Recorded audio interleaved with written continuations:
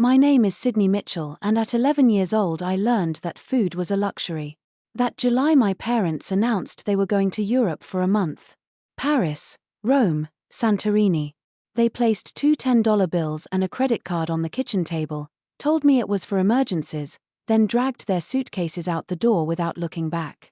I didn't know the card had never been activated. I also didn't know that 30 days later, when they returned and threw a party to show off their European vacation photos to 40 guests, the police would walk into our living room. But that's the ending. Let me tell you how it started.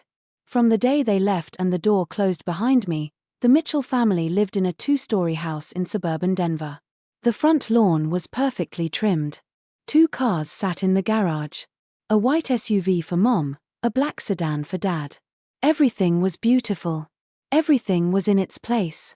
My mother, Diane Mitchell, had 12,000 followers on Instagram. She posted family photos every week. Sunday dinners, weekend getaways, Christmas trees. Blessed, she'd write. So grateful for my little family. But if you looked closely, you'd notice something. I was rarely in those photos. My father, Greg Mitchell, worked long hours at an insurance company. He came home at 7, ate dinner, watched the news, went to bed. When Mom said something, he nodded. When Mom decided something, he agreed. He wasn't a bad person. He just wasn't present. I'd learned to take care of myself early, making my own breakfast since I was 8, walking to school alone, signing permission slips when Mom forgot. She called me the quiet one in front of guests. Sydney doesn't need much attention, she'd say with a light laugh. She likes being alone, right, sweetheart? She never waited for an answer. I would nod because if I didn't, Mom would sigh like I'd just ruined her entire day. I was used to being invisible. I thought it was normal. I thought every kid existed on the margins of their parents' lives, trying not to be a bother, trying to be good enough to be loved. But I never thought they would actually disappear. 2 weeks before they left, Mom called me downstairs. She was sitting on the couch, laptop open. The screen showing a flight booking website. Dad stood by the window, staring at the yard, saying nothing. "Sydney," Mom said, her voice light as if announcing what's for dinner. "Your father and I need a break. A month in Europe, Paris, Rome, Greece. You're 11 now, old enough to stay home." I stood frozen. "Who will I stay with?" I asked. Mom didn't look up. "You'll stay alone." "What's so hard about that?" "But a whole month, Sydney." Her voice sharpened. "Don't be dramatic. You know how to take care of yourself. I've taught you everything." I looked at Dad. He was still facing the window, his back to me. "Can Grandma come stay?" I asked. "Or Aunt Ruth?" "Grandma's busy." Mom cut me off. "And Ruth," she paused, lips pressed tight. "You know, I don't speak to her." I didn't know why Mom hated Aunt Ruth. I only knew she hadn't been allowed in our house for 5 years. Mom stood up, pulled 2 $10 bills, and a silver plastic card from her purse. She placed them on the table in front of me, $20 for snacks if you need them, and this card is for emergencies. She looked at me, eyes cold. "Don't use it unless the house is on fire. Understand?" I nodded. "Good." She turned back to her laptop. "Flight's Monday morning. We'll be back in exactly 1 month." I picked up the money and the card, walked upstairs. I didn't know that credit card had never been activated. Monday morning, I stood at the door and watched them leave. Mom wore a floral dress, hair freshly done, pulling a brown Louis Vuitton suitcase. Dad carried 2 bags, loading them into the Uber, waiting at the curb. "Remember to lock up," Mom said without turning around. "Don't bother anyone, and remember, you're old enough now." They got in the car. The car pulled away, disappeared around the corner. I stood at the door for 5 more minutes as if they might come back and say it was all a joke. They didn't come back. That first night, the house was so quiet I could hear the refrigerator humming, the clock on the wall, the wind outside the window. I lay in bed, eyes open, staring at the ceiling until 3 in the morning. The next morning, I opened the refrigerator, nearly empty. Half a carton of milk, 4 eggs, a loaf of bread 2 days past its expiration date, some jars of tomato sauce, no meat, no vegetables, nothing that could be called a meal. I counted my money. 2 $10 bills, $20. I did the math. 20 30th days, 66 a day. Maybe if I just eat less, I told myself. I pulled out the credit card, tried to order pizza online, entered the card number, hit confirm. Transaction declined. I tried again, declined. I called the hotline printed on the back of the card, followed the automated prompts. This card is not activated. Please contact your bank for assistance. I looked at the 2 $10 bills on the table. That was all I had, and my parents were in Paris. Day 3. I walked to the grocery store down the street. I stood in the aisle calculating every cent. Ramen noodles 79 a pack. White bread $1.29. Peanut butter $2.99. I bought 6 packs of ramen and a loaf of bread with my first $10. Got back $262 in change. The cashier looked at me. Shopping alone, sweetie. My mom's waiting in the car. I lied. Back home, I rationed the ramen. 1 pack split into 2 meals. Half a pack with hot water for breakfast. The other half for dinner. Day 5. I tried calling Mom. 3 rings. 4. 5. Hello. Her voice distant. Music playing in the background. Mom, the credit card doesn't work. I don't have money for food, Sydney. She sighed. You're being dramatic again. You have $20. You can eat less. I'm at a restaurant. Stop calling. But Mom, click. She hung up. I sat down on the kitchen floor, back against the empty refrigerator, and cried. That night, I opened Mom's Instagram. New post. Mom standing in front of the Eiffel Tower, beaming, holding a glass of champagne. Caption: Paris gym living my best life. 123 likes, 15 comments. So gorgeous. You deserve this. Goals. I stared at that photo for a long time. Then I grabbed the old iPad Mom had given me last month. The one she didn't need. After buying a new one, I opened the camera, hit record. Today is day 5, I said, voice shaking. Mom posted a photo from a Michelin star restaurant. I ate half a pack of ramen. I didn't know then that someone was watching, just not in the way I expected. Day 7, Mr. Harold knocked on my door. Harold Jensen lived in the blue house next to ours. 70 years old, widower, lived alone with an old cat named Whiskers. He'd wave at me when I walked to school, but we'd never really talked. I opened the door trying to look normal.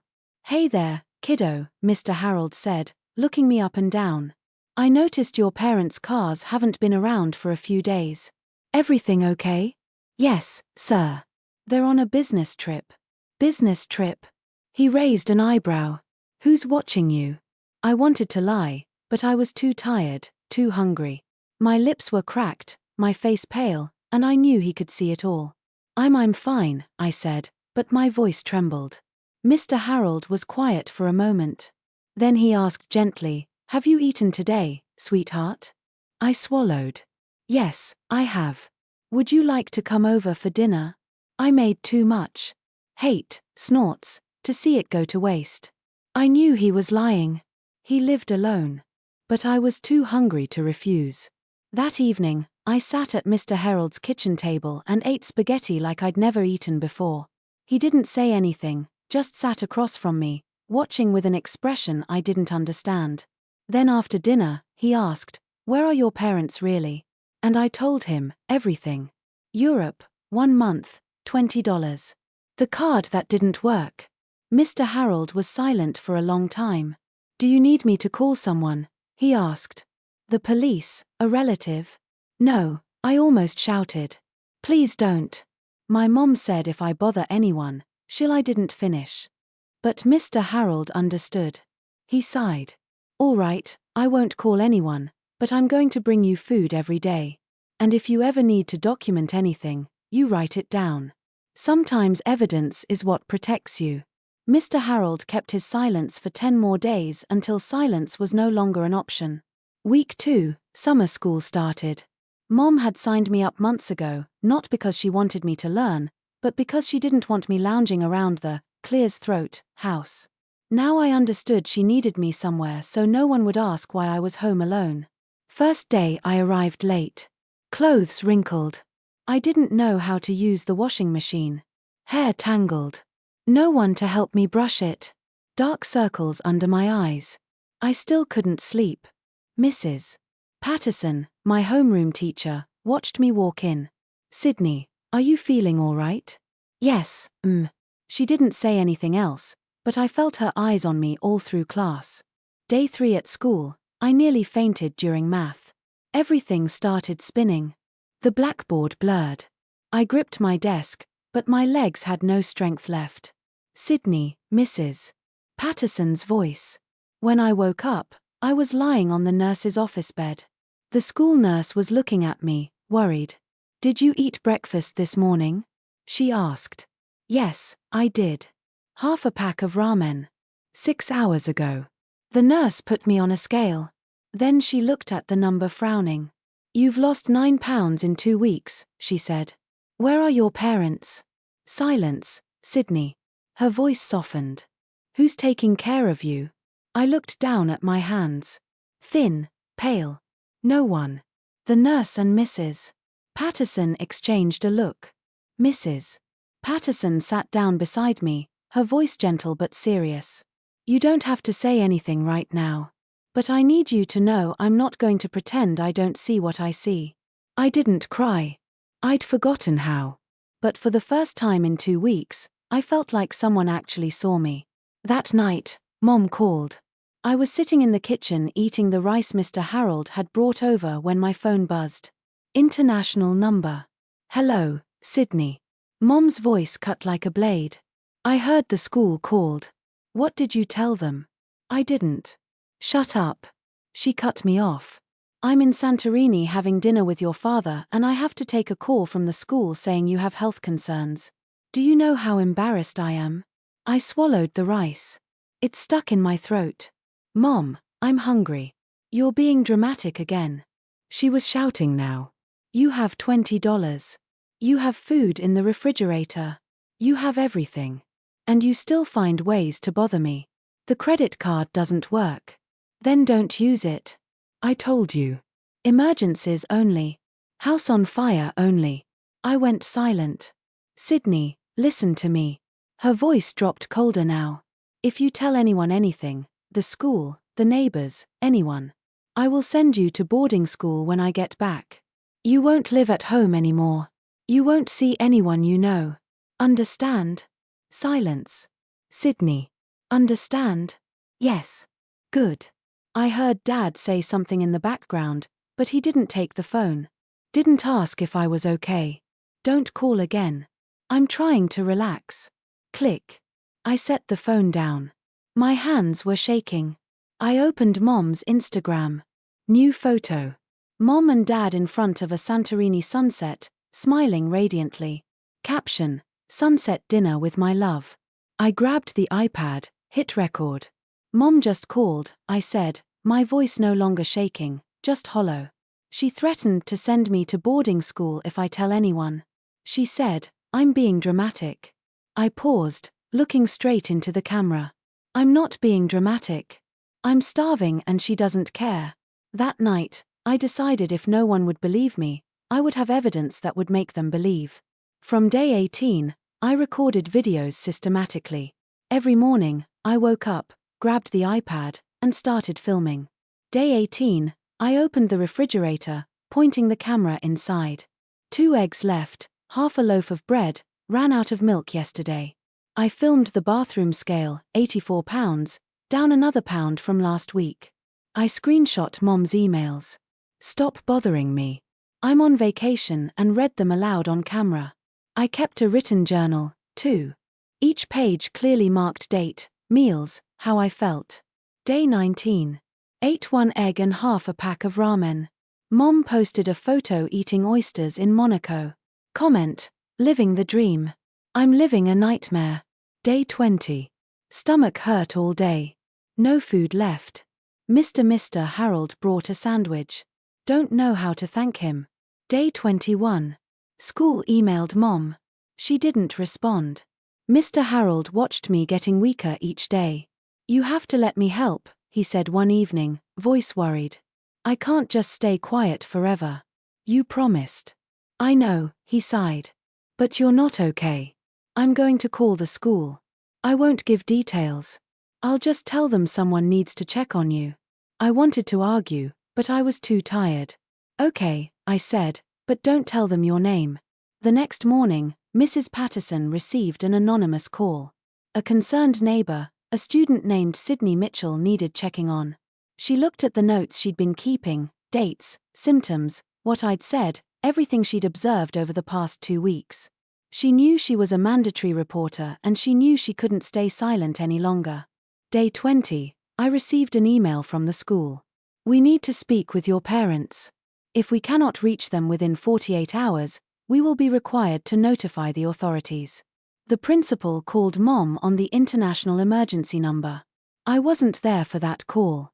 But later, Karen, the woman who would change everything, told me what happened. "Mrs. Mitchell, this is Principal Davis from Westbrook Academy." "What is it?" Mom's voice was sweet. Concerned. Mother mode activated. "Did Sydney do something? We're concerned about Sydney's health. She's showing signs of malnutrition."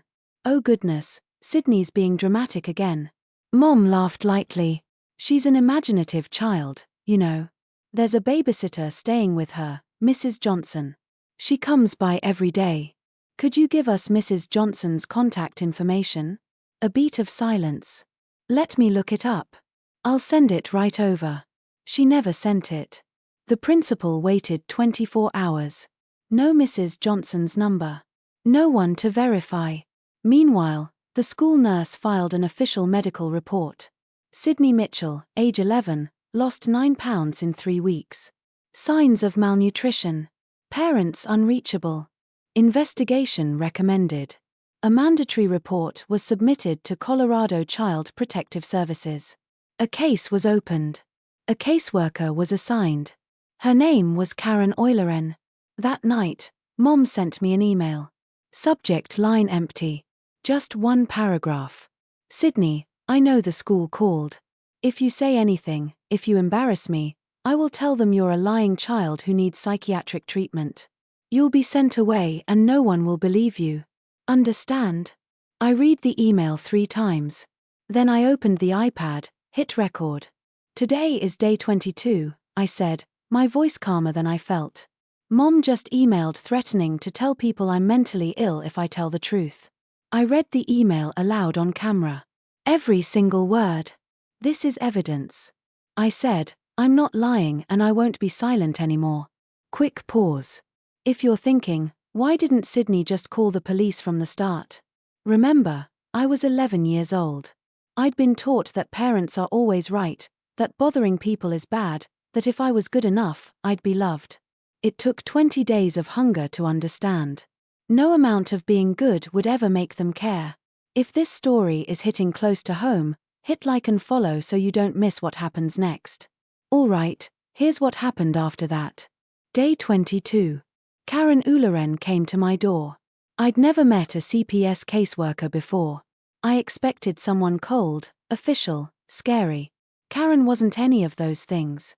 She was a black woman in her 40s, wearing a simple blazer and kind eyes. She smiled when I opened the door. "Hi, Sydney. My name is Karen. I'm from Child Protective Services. May I come in?" I hesitated. Mom's voice echoed in my head. "Don't bother anyone. Don't embarrass me." But I was so tired of being alone. "Okay," I said. Karen stepped inside. Her eyes moved around the house, the dark living room, the pile of dishes I didn't know how to wash. The silence that hung in every corner. "Your parents are in Europe?" she asked gently. "Yes, 1 month. 8 more days until they come back." "Who's been taking care of you?" I looked at the floor. No one. Karen didn't react. No shock, no judgment. She just pulled out a small notebook and wrote something down. "Can I see the kitchen, Sydney?" I led her there. She opened the refrigerator, nearly empty. Just some condiments and a half-eaten loaf of bread Mr. Harold had brought. She looked at the trash can, empty ramen wrappers. She looked at me, thin, pale, dark circles under my eyes. "Sydney," she said softly. "Do you have anything you want to show me?" I don't know why I trusted her. Maybe because she was the first adult who asked instead of assumed. Maybe because I was desperate. I went to my room and came back with the iPad. "I've been recording," I said every day. In case no one believed me. Karen took the iPad. She pressed play on one of the videos. Me standing in front of the empty refrigerator reading the date, my voice shaking. When it ended, she looked at me. "You're very brave, Sydney. These videos are important." Then she asked me a question no one had ever asked before. "Sydney, do you want to be safe?" For the first time, I said it out loud. "Yes." Karen called Mom the next day. I wasn't in the room, but Karen told me everything afterward. "Mrs. Mitchell, this is Karen Euleren from Colorado Child Protective Services. CPS. Mom's voice shifted. Smooth, warm, the perfect concerned mother. "Oh my goodness. Is Sydney all right? What happened?" "We've received reports of possible neglect. Your daughter has been alone for over 3 weeks. "Alone? No. No. There must be a misunderstanding." Mom laughed lightly. "Sydney has a babysitter, Mrs. Johnson. Lovely woman. She comes every day to check on her." "I see. Could you provide Mrs. Johnson's contact information?" Pause. "Of course. Let me find it. I'll email it to you right away." She never did. Karen checked. There was no Mrs. Johnson in the neighborhood directory. No one by that name had visited our house. No one could confirm a babysitter existed because she didn't. Karen filed a subpoena request for Mom's credit card statements, legal, official, through the proper channels. 3 snorts. Days later, the bank sent the records. Karen sat me down and showed me a printed page. Numbers, dates, transactions. "Sydney," she said carefully. "Your parents spent $47,312 in Europe this month. Hotels, restaurants, shopping." I stared at the numbers. "The supplementary card they gave you?" Karen continued. "It was never activated. Not a single transaction because it couldn't be used." I knew I'd always known, but seeing it written on paper, official, undeniable, was different. "They spent almost $50,000 on their trip," Karen said quietly. "And they left you with 20. I didn't cry. I thought I'd forgotten how, but something inside me cracked. "What happens now?" I asked. Karen closed the folder. "Now, we make sure you're safe, and when your parents come home, there will be consequences." Mom called me the night after she spoke with Karen. I was at Mr. Harold's house. Karen had arranged for me to stay there temporarily while the investigation continued. Safe, fed. But Mom didn't know that. My phone rang. International number. My stomach dropped. "Hello, Sydney." Mom's voice was ice. "What did you tell them?" "Mom, I do. You understand what you've done?" She wasn't yelling anymore. "That was worse. You're destroying this family. Everything I've built, our reputation, our life. For what? Because you couldn't handle being alone for a few weeks. I was starving, Mom. You were fine." Now she was shouting. "I gave you money. I gave you a card. I gave you everything. And this is how you repay me?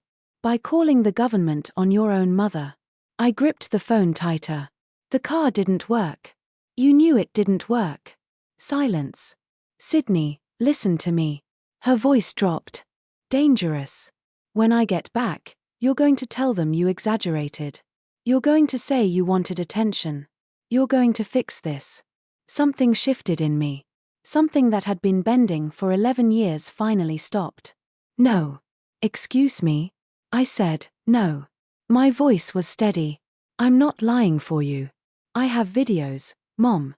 The empty refrigerator, my weight dropping, your emails threatening me, everything." Long pause. "What videos?" "I recorded every day. The food I didn't have. The scale. Your Instagram posts from Monaco while I ate half a pack of ramen. All of it. Mom's breath caught. You're lying. I'm not. And I'm done protecting you. She hung up. I sat in Mr. Harold's kitchen, hands trembling, but not from fear anymore. 3 days later, Mom posted on Facebook, coming home to my baby girl. Can't wait to throw a party and share our amazing trip with everyone. 40 people RSVP'd, and I knew that party would be where everything ended. The day before my parents returned, Karen came to Mr. Harold's house. She sat across from me at the kitchen table, folder in hand, face serious but kind. Sydney, I want you to know what's going to happen. I nodded, gripping my glass of water. We have enough evidence. The videos you recorded, the medical reports from school, the credit card statements, your mother's emails. She paused. When your parents return, there will be legal action. Legal action? They'll be charged with child endangerment. It's a felony in Colorado. Karen's voice was gentle, but firm. The police will be involved. I swallowed. Will they go to jail? That depends on a lot of things, but at minimum, they'll be arrested and processed. And Sydney, you won't be going back to live with them. Not right now. I should have felt something. Relief, fear, anger. Instead, I just felt empty. When? I asked. Tomorrow. When they're home. Karen hesitated. Sydney, your mother is planning a party. A welcome home party. 40 guests. I knew I'd seen the Facebook post. We've decided to execute the warrant at the party. Karen continued, not to humiliate them, but because we know they'll be home, there will be witnesses for safety, and she looked at me carefully. Sometimes the truth needs to be seen. That night, I couldn't sleep. Mom was at the airport right now, probably complaining about the long flight, probably already planning her outfit for the party, probably thinking about the Instagram caption she'd write. She had no idea what was waiting for her. I looked out Mr. Harold's window at the street. Quiet, dark. 2 police cars would be parked around the corner tomorrow. The day my parents came back, the Denver sky was perfectly clear. 40 guests were on their way, and so was the truth. The welcome home party started at 5 o'clock. From Mr. Harold's living room window, I watched cars pull up to my house one after another. Neighbors, Mom's co-workers, friends from her book club, people who had liked her Instagram posts, people who believed in the perfect family. Through our front window, I could see the decorations, balloons, a banner that said, "Welcome home." A slideshow playing on the TV, photos from Europe, probably. Mom stood in the living room wearing a new dress she'd bought in Milan, hair freshly done, smile radiant, working the room like she was born for it. "Diane, you look amazing. Tell us everything about the trip. We missed you so much." I watched her hug guests, laugh, gesture toward the slideshow, the Eiffel Tower, the Colosseum, Santorini sunsets, every photo, a performance, every smile a lie. One guest asked something. I couldn't hear the words, but I could read Mom's lips. "Sydney, oh, she's tired, resting in her room. You know how kids are at this age." She didn't know I wasn't in my room. She didn't know I wasn't even in the house. I watched the slideshow change. Mom and Dad toasting champagne in Monaco. Mom shopping in Milan.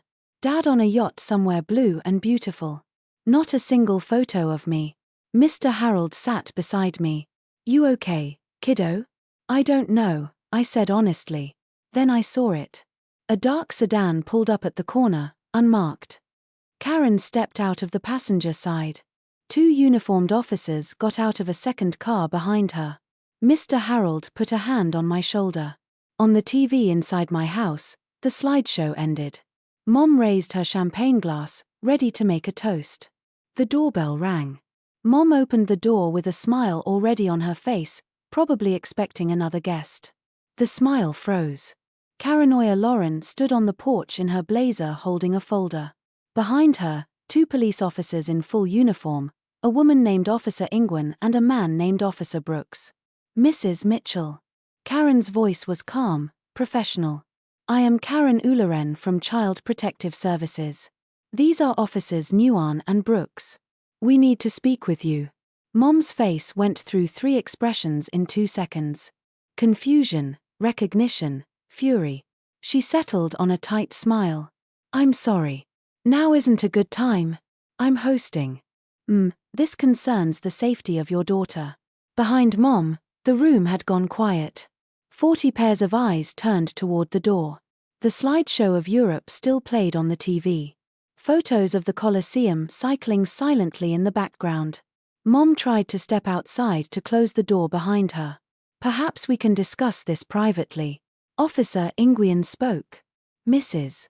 Mitchell, we have a warrant. You and your husband are being charged with child endangerment under Colorado Revised Statute 18641. The words hung in the air.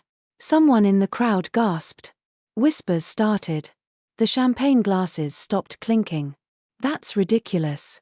Mom's voice was strained, but she was still performing, still smiling. There's been a misunderstanding. Sydney is fine. She's upstairs right now. Karen stepped forward. Sydney is not upstairs. She's been in protective custody for the past 4 days. Mom's smile cracked. What? Your daughter was found malnourished and alone. She documented everything. Karen held up the folder.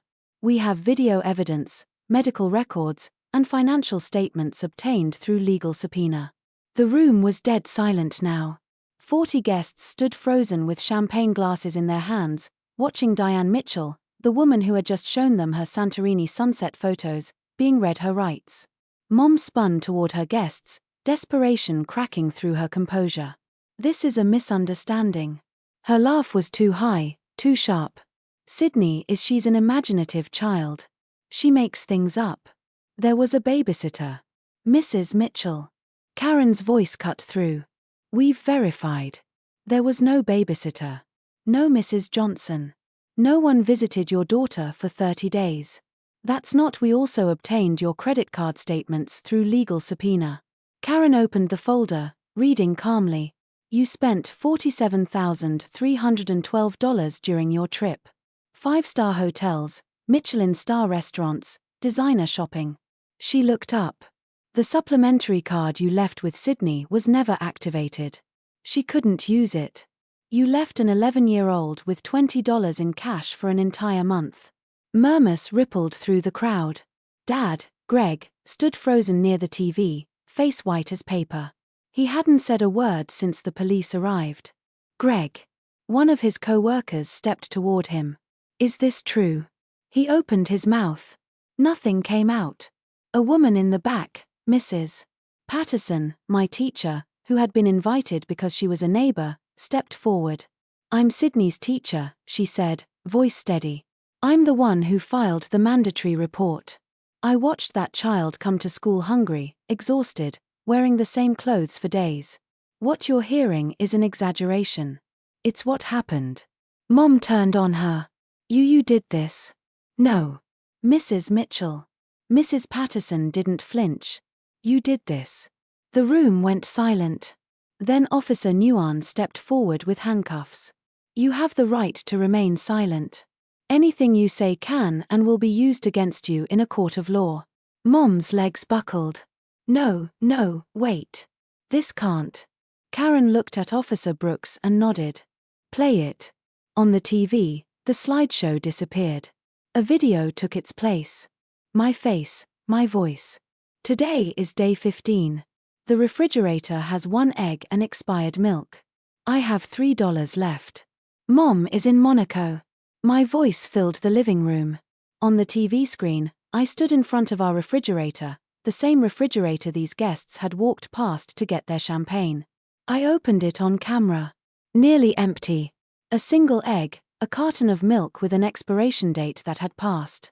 Today is day 15, Video Me said, voice thin and tired. I don't know how much longer I can do this. The camera showed the bathroom scale, 83 pounds, down from 92 when my parents left. Mom posted a photo from Monaco today. She's eating at a restaurant that costs $300 a plate. My voice cracked. I ate half a pack of ramen. It was the last one. Someone in the crowd, a woman in a blue dress, covered her mouth. The video changed. Day 18. I was reading Mom's email aloud. Stop being dramatic, Sydney. You have everything you need. Don't call me again. My voice was hollow. She wrote this while I was hungry enough to feel dizzy. Another video. Day 22. The email where Mom threatened to call me mentally ill. I watched the room from Mr. Harold's window. I couldn't hear the video from here, but I could see the guests' faces. Horror, disgust, disbelief. Mom was screaming now. Turn it off. She's lying. She's Mrs. Mitchell. Karen's voice was steady. These videos were recorded by your daughter on the iPad you gave her. They are de-stamped. They match the medical records from her school. They are evidence. Mrs. Patterson spoke again, addressing the room. I saw Sydney at school. The weight loss, the exhaustion, the unwashed clothes. It all matches what you're seeing. Mom looked around wildly at her co-workers, her neighbors, her book club friends. No one would meet her eyes. Even Dad had stepped back from her. I watched my mother standing alone in a room full of people who finally saw the truth. I knew the exact moment it hit her. Mom's face went through every stage. Denial, bargaining, rage before settling on something I'd never seen from her before. Fear. She looked at the screen where my video was still playing. She looked at the 40 guests, their champagne glasses now lowered, their faces stony. She looked at the police officers with handcuffs ready, and then she said the words I'll never forget. The words from the beginning of this story. No.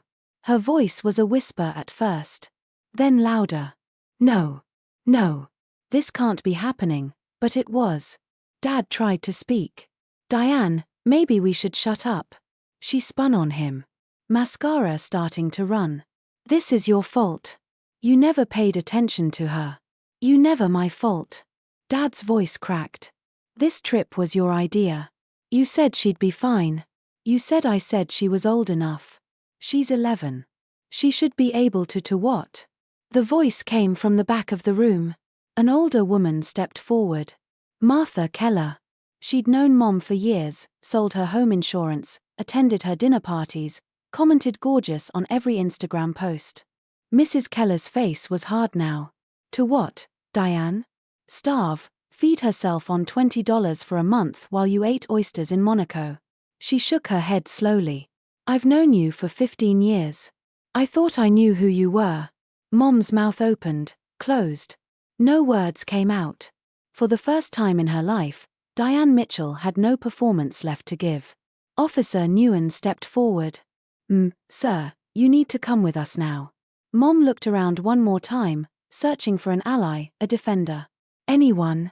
The room looked back at her with 40 pairs of eyes that had finally stopped believing. No one moved. No one spoke. No one saved her. They walked my parents out the front door in handcuffs. Not dragged, not screaming, just walked. Mom's face was blank, like she'd left her body somewhere between the living room and the porch. Dad kept his head down, unable to look at anyone.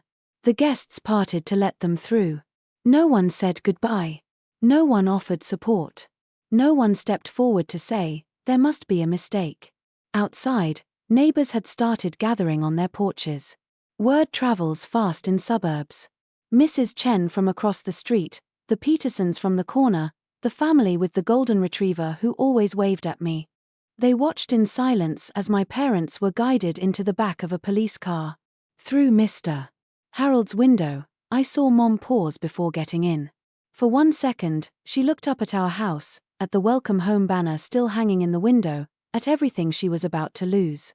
Then the officer's hand guided her head down and she disappeared into the back seat. The car pulled away. I kept watching until the red taillights vanished around the corner.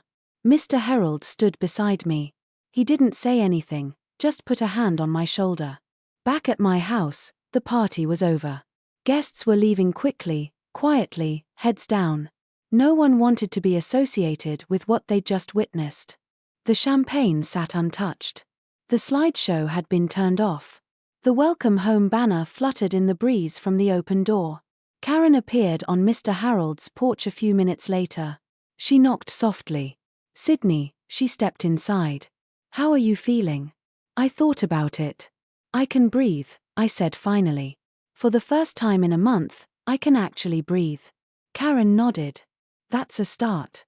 Outside, the streetlights flickered on. The police cars were gone. The neighbors had gone back inside. And I was still here. Before I continue, I know some of you are thinking, does Sydney regret it? She's still her mother after all. The short answer, no. I don't regret telling the truth. I didn't destroy my family. My mother destroyed it long before I ever opened my mouth. I just stopped covering for her. If you're in a similar situation, if you're wondering whether you have the right to speak up, the answer is yes, you do. Hit like and follow to hear how this ends. Now, here's what happened after the arrest. The day after the arrest, Aunt Ruth appeared. I was sitting at Mr. Harold's kitchen table eating scrambled eggs. Real scrambled eggs with cheese and toast when there was a knock at the door. Mr. Harold answered it. A woman stood on the porch. Mid-30s. Brown hair like Mom's but softer. Tired eyes but kind. She was wearing jeans and a simple sweater. No designer labels. No perfect Instagram aesthetic. I'm looking for Sydney, she said. I'm her aunt. Ruth Delaney. I froze. Aunt Ruth. The aunt Mom hadn't spoken to in 5 years. The aunt whose name made Mom's jaw clench whenever it came up. Mr. Harold looked at me. I nodded. Ruth stepped inside. The moment she saw me, her eyes filled with tears. Oh, sweetheart. She crossed the room and wrapped her arms around me. I'm so sorry. I'm so sorry I didn't come sooner.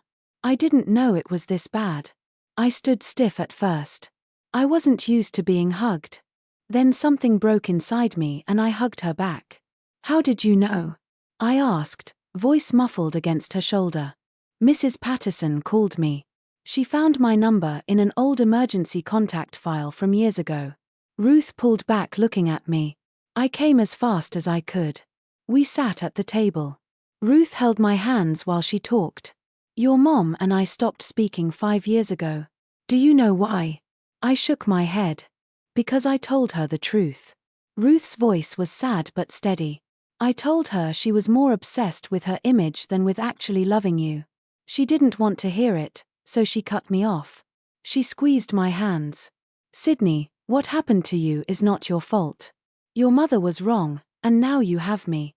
I looked at this woman, this stranger who shared my blood but had been erased from my life.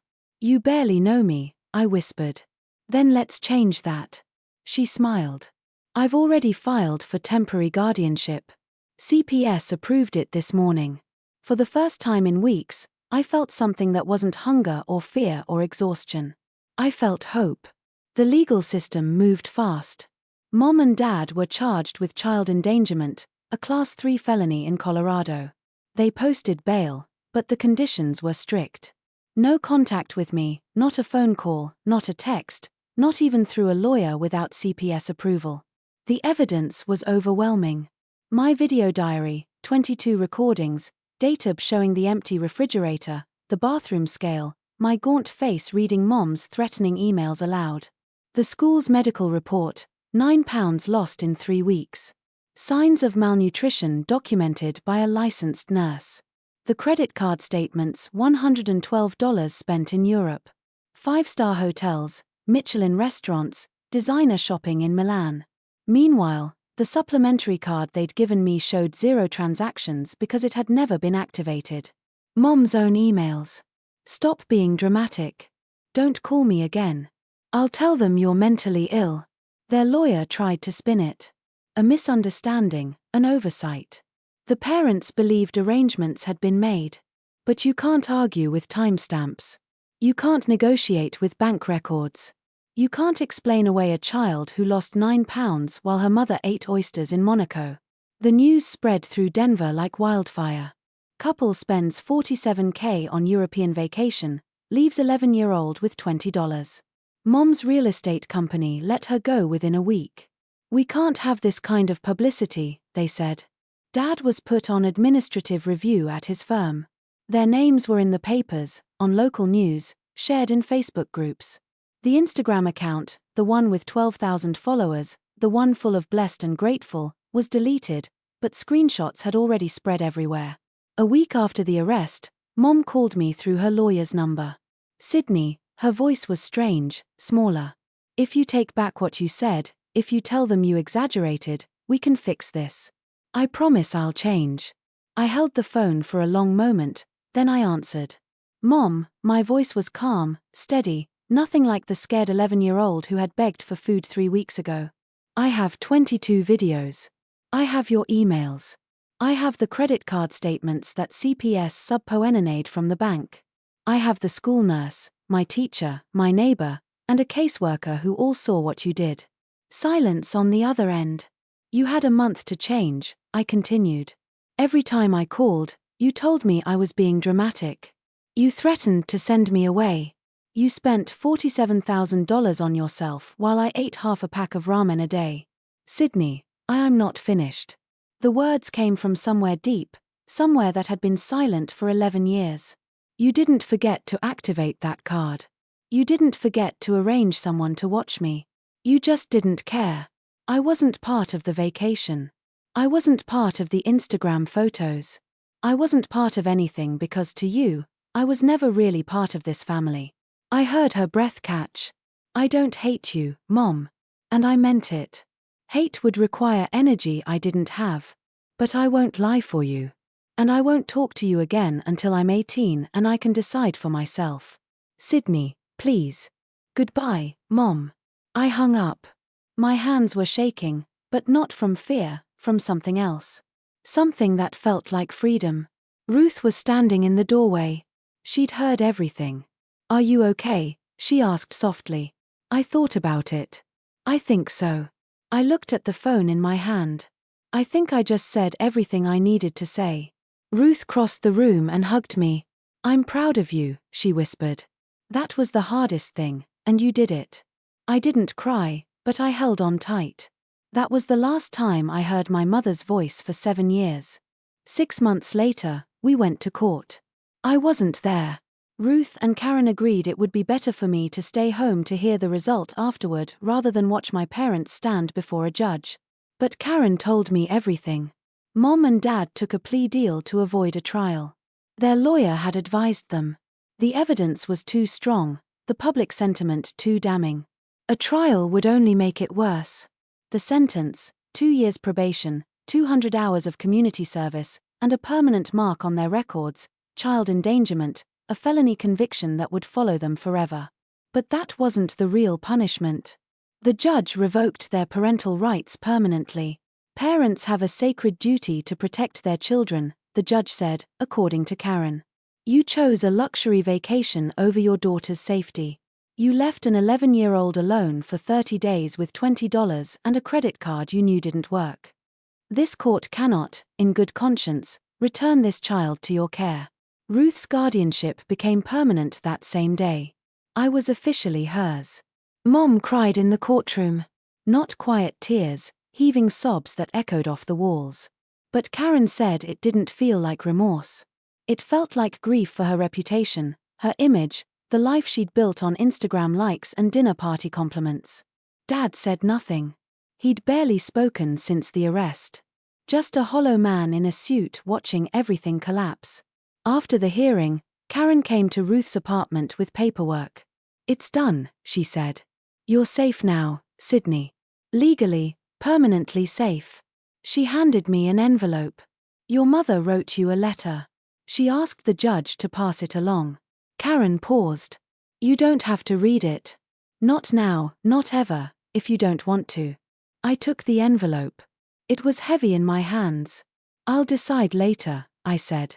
I put the letter in my desk drawer. It stayed there for 7 years. Life with Aunt Ruth was different. She lived in a small apartment in Boulder, no 2-story house, no perfectly trimmed lawn, no Instagram-worthy aesthetic. Just 2 bedrooms, a kitchen with mismatched plates, and a couch that had seen better days. It was the warmest place I'd ever lived. This is your room, Ruth said on my first day, opening a door to a small space with a twin bed and an empty bookshelf. I know it's not much, but we can decorate it however you want. Your choice.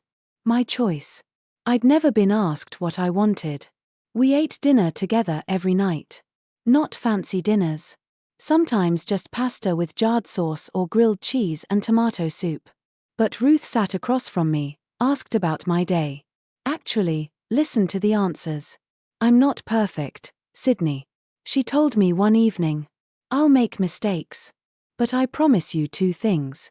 I'll always be here, and I'll always listen. I didn't know what to do with that promise. Part of me kept waiting for her to leave.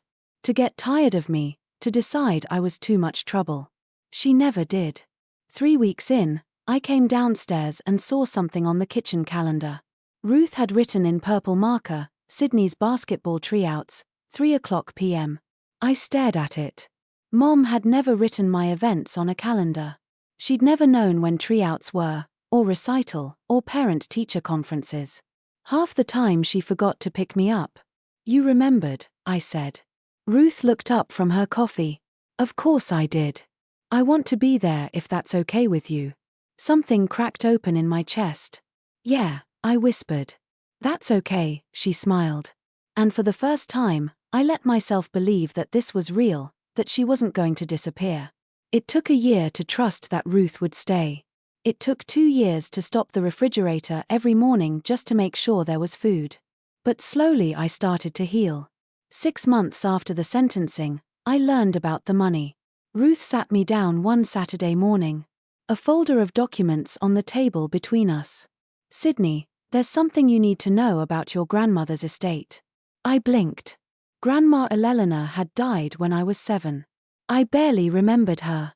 She left a college fund in your name. Your parents couldn't touch the principal, but they were supposed to manage it for you until you turned 18. Ruth opened the folder. As part of the court proceedings, that fund has been transferred to a trust supervised by the court. Neither your mother nor your father can access it anymore. I looked at the number on the page. It was more money than I'd ever imagined. This is mine. Yours for college, for your future. Ruth's voice was firm. No one, not me, not anyone, can use it without the court's approval until you're an adult. I thought about Mom's shopping sprees in Milan, the 5-star hotels, the $47,000 spent in a month while I rationed ramen. Could they have used this before? I asked quietly. Grandma's money. Ruth hesitated. The principal was protected, but they had some access to the interest, and she sighed. Let's just say the court reviewed everything. They won't have access to anything of yours ever again. I sat with that for a moment. What happened to their house? I asked. They sold it. Had to. Legal fees, the settlement, the costs of everything. Ruth closed the folder. They moved out of state. I don't know exactly where and I don't need to. I nodded slowly. I didn't feel happy about them losing the house. But I didn't feel sad either. It was just consequences. Actions have consequences. Even for parents, especially for parents. Thank you, I said to Ruth, for protecting this, for protecting me. She reached across the table and squeezed my hand. That's what family does, sweetheart. The real kind. By the time I was 13, I had clear boundaries. No direct contact with Mom or Dad. Every message, every request had to go through Karen or a lawyer. No phone calls, no surprise visits, no running into each other at the grocery store. The first year, Mom tried. Letters forwarded through her attorney, requests to Karen for just a short phone call. Once she showed up at Ruth's apartment building, the security guard turned her away. Each time I said no, my therapist, Dr. Reeves, who Ruth had found for me, helped me understand why. You're not punishing them, Sydney. She said during one of our sessions. You're protecting yourself. There's a difference. But she's my mother. I picked at the edge of the couch cushion. Isn't there some rule that says I have to forgive her? Dr. Reeves leaned forward. Forgiveness isn't something you owe anyone. It's a choice you make for yourself when you're ready. If you're ever ready. She paused. And even if you do forgive someone someday, that doesn't mean you have to let them back into your life. I thought about that for a long time. So, I can forgive her without seeing her. You can forgive her without ever speaking to her again. If that's what you need, forgiveness isn't a ticket that lets someone back into your life. It's just letting go of the weight for yourself. I nodded slowly. I'm not ready, I said. Not yet. That's okay. Dr. Reeves smiled gently. You don't have to be. 7 years later, I received a letter. Not through a lawyer this time, just a plain envelope in the mailbox, forwarded from an address I didn't recognize. The return address was in Arizona. Mom's handwriting. I held the envelope for a long time before I opened it. I was 18 when I finally read both letters. It was August. I was packing for college. Full scholarship, pre-law program, a future I'd built myself. My dorm room was waiting. My new life was waiting. But first, I needed to close this chapter. I sat on my bed in Ruth's apartment.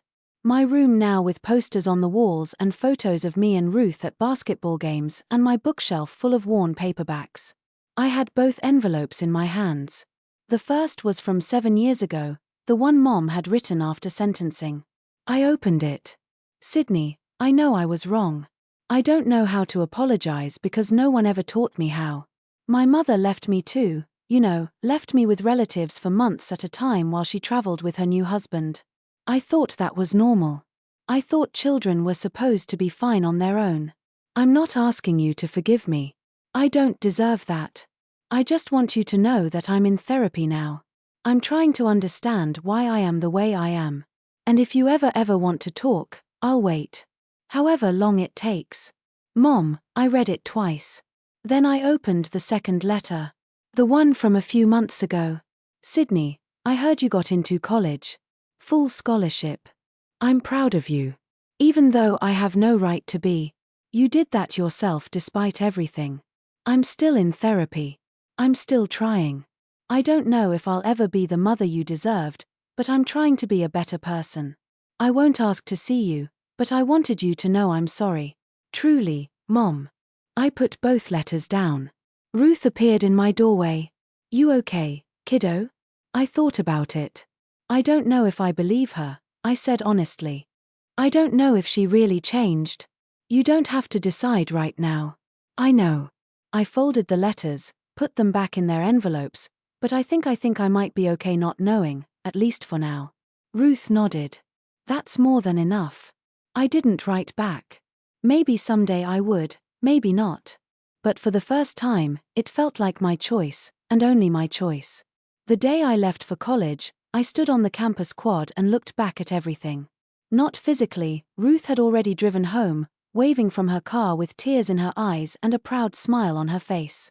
But in my mind, I traced the path that had brought me here. I remembered the 11-year-old girl sitting in an empty kitchen counting $20, wondering if she could survive a month. I remembered filming myself in front of an empty refrigerator, voice shaking, not knowing if anyone would ever see those videos. I remembered Karen asking, "Do you want to be safe?" and realizing it was the first time anyone had given me a choice. I remembered Ruth showing up at Mr. Harold's door, a stranger who became family. I remembered standing in that kitchen, phone in hand, telling my mother, "I won't lie for you." 7 years since that summer, and here I was, healthy, educated, whole, not because someone rescued me, because I rescued myself. I'd been taught that speaking up was betrayal, that silence was loyalty, that good children didn't cause trouble. It took starving alone in my own house to understand the truth. Silence doesn't protect you. It only protects the people who hurt you. I looked around the quad. Students laughing, carrying boxes, starting new chapters. My chapter, my life. I pulled out my phone and texted Ruth. Made it. Room's nice. Thank you for everything. She replied instantly. So proud of you always. I smiled. Someone behind me asked directions to the library.